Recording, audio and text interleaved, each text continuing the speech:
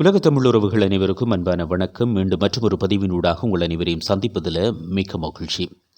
இன்று உலகம் அதிகமாக எதிர்பார்த்து கொண்டிருக்கிற ஒரு விடயம் என்னன்னு சொன்னால், ஈரான் அமெரிக்க பேச்சுவார்த்தைகள் எவ்வாறு அமைந்திருக்கிறது. இது தொடருமானால் உலகத்தில் அமைதியான சூழல் நிலவுவதோடும் உலக மக்கள் பொருளாதார நெருக்கடியிலிருந்து மீண்டும் ஒரு புத்துணர்ச்சி அல்லது அதில் இருந்து மீண்டெழுந்து அவர்களுடைய சாதாரண வாழ்க்கை வாழ்வதற்கு எதுவாக அமையும் என்ற எண்ணப்பாட்டில் இருக்கிறாங்க. அதற்கு முதல் இந்த பேச்சுவார்த்தைகள் தொடர்பில் பாகிஸ்தான் நடுநிலைமை வகிக்கிற போது பாகிஸ்தானுடைய தலைநகரம் இஸ்லாமாபாத்தில் இது தொடர்பான பேச்சுவார்த்தைகள் ஆரம்பிக்கப்பட இருக்கிற தருணத்தில் ஈரான் மிக முக்கியமான ஒரு பக்கத்தை காட்டியிருக்கிறது. அது என்ன அப்படி என்று பார்த்தீங்கன்னு சொன்னால், ஈரானின் மிக முக்கிய தலைவர்கள் வந்த விமானத்தினுடைய பயணம்தான் இப்போது பேசுபொருளாக மாறியிருக்கிறது. அது என்னென்று சொன்னால், இந்த பயணத்தில் அவர்கள் என்னுடன் இருக்கிறார்கள் என்ற தலைப்போடு தான் இது தொடங்கப்பட்டிருக்கிறது.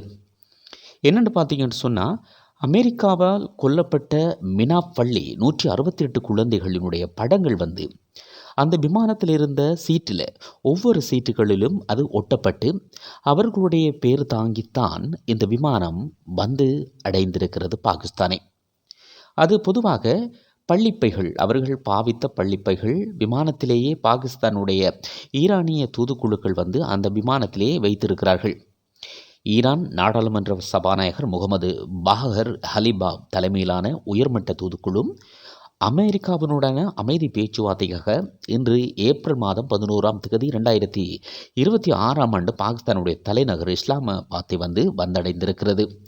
இந்த நிலையில் சனிக்கிழமை அன்று, அதுவும் இஸ்லாமாபாத்தில் சனிக்கிழமை அன்று, அதாவது இன்றைய தினத்தில் ஈரான் இடையே அமைதி பேச்சுவார்த்தை ஒன்று நடக்கும் என்ற எதிர்பார்ப்பு எல்லோர் மத்தியிலும் இருக்கிற தருணத்தில் அமெரிக்கா சார்பாக அமெரிக்காவினுடைய தூதுக்குழு துணைத் தலைவர், அதுவும் பிரதி தலைவர் ஜேடி வேன்ஸ் தலைமையில் அந்த குழுக்கள் சேர்ந்திருக்கிறாங்க.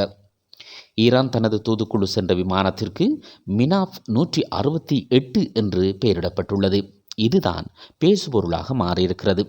அவர்கள் அந்த நாட்டில் நடந்த இந்த அகோரமான தாக்குதலில் உயிரிழந்த 168 பிள்ளைகளுடைய ஞாபகார்த்தமாக இந்த பெயரை அவர்கள் வைத்திருப்பது அந்த நாட்டினுடைய பற்றை எடுத்து காட்டுதென்று அதிக அரசியல் ஆர்வலர்கள் அது தொடர்பாக பேச்சுக்களை தொடர்ந்து சமூக ஊடகங்களிலே பதிவு செய்து வருகிறார்கள். பொதுவாக கடந்த பிப்ரவரி 28ஆம் தேதி தெற்கு ஈரானின் மினாப் நகரில் உள்ள ஒரு பள்ளியின் மீது தாக்குதல் நடத்தப்பட்ட போது அங்கிருந்து 168 பேர் பள்ளி சிறுவர்கள் இறந்திருக்கிறாங்க. அதனுடைய நினைவாகத்தான் இந்த விமானத்தினுடைய பேரும் மாற்றம் செய்யப்பட்டிருக்கிறது. விமானத்தின் முன்வரிசை இருக்கையில் கொல்லப்பட்ட குழந்தைகளுடைய புகைப்படங்கள், இரத்தம் படிந்த பள்ளிப்பைகள், காலணிகள் மற்றும் பூக்கள் வைக்கப்பட்டிருக்கிற இந்த பயணத்தில் அவர்கள் என்னுடன் இருக்கிறார்கள் என்று சபாநாயகர் ஹலிபாப் தனது சமூக வலைத்தள பக்கத்தில் இது தொடர்பான புகைப்படங்களோடு பதிவு செய்த காட்சி எங்களை இன்னும் மெய்யுருகச் செய்கிறது. இந்த பள்ளி தாக்குதலுக்கு அமெரிக்கா மற்றும் இஸ்ரேல் தான் காரணம் என்றும் ஈரான் குற்றம் சாட்டியிருக்கிற இந்த நிலையில் இந்த பேச்சுவார்த்தை உலக அரங்கிலே பேசுபொருளாக மாறியிருக்கிறது. அதுவும் குறிப்பாக ஈரான் மற்றும் அமெரிக்காவுக்கிடையிலே நிலவி வருகிற போர் பதற்றத்தை தணிக்கின்ற வகையிலும் பாகிஸ்தானுடைய தலைநகரில் இஸ்லாமாபாத்தில் உள்ள இன்றைக்கு நடைபெறுகிற பேச்சுவார்த்தை தான் அதிகம் பேசப்படுகிறது.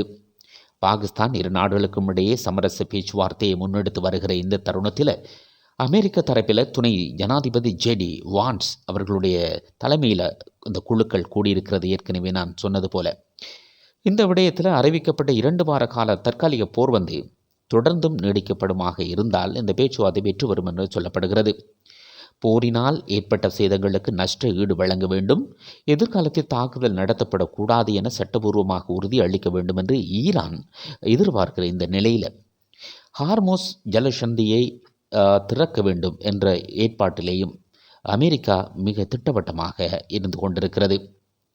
பொதுவாக ஈரான் அணுசக்தி திட்டங்களை கைவிட வேண்டும் மற்றும் ஹார்மோஸ் ஜலசந்தியை மீண்டும் திறக்க வேண்டும் என்பதில் அமெரிக்கா பிடிவாதமாக உள்ளது. இந்த விடயங்களில் ஈரான் நல்லெண்ணத்தை செய்யப்பட்டால் மட்டுமே ஒத்துழைப்பு சாத்தியம் என எச்சரித்திருக்கிறார் ட்ரம்ப். இந்த பேச்சுவார்த்தை தோல்வியடைந்தால் உலகளாவிய ரீதியிலே கச்சா எண்ணெய் விலை கடுமையாக உயரக்கூடும் என்றும் உலக பொருளாதாரத்தில் பெரும் நெருக்கடி ஏற்படும் என்றும் அச்சம்படுகிறது.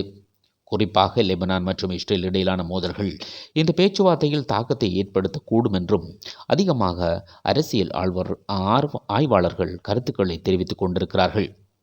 தற்போது இந்த பேச்சுவார்த்தையினுடைய தொடர்ச்சியான நடைபெறுகிற ஒவ்வொரு விடயங்களும் இனி வருகிற அடுத்த தருணங்களில் அடுத்து வரும் நாட்களில் மிகவும் முக்கியமான பேசுபொருளாக மாறியிருக்கும் என்பதில் எந்தவித ஐயமும் இல்லை.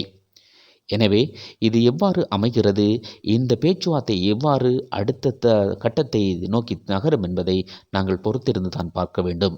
உண்மையில் இந்த பேச்சுவார்த்தை சிறப்பான முறையிலே அமைந்து உலகத்தில் அமைதி பெற வேண்டும் என்று எல்லோருடைய பிரார்த்தனைகளையும் செய்து கொள்ள வேண்டும் என்பது எங்களுடைய துறைநிலா வலையொலி பக்கமும் பிரார்த்தனைகளை செய்து கொண்டு மீண்டும் மற்றொரு பதிவினூடாக உங்கள் அனைவரையும் சந்திக்கும் வரை உங்களிடமிருந்து விடைபெற்றுச் செல்வது என்றும் உங்கள் அன்புக்குரிய அறிவிப்பாளர் கலைஞர் ஏயு அனல். வணக்கம் நேர்களே.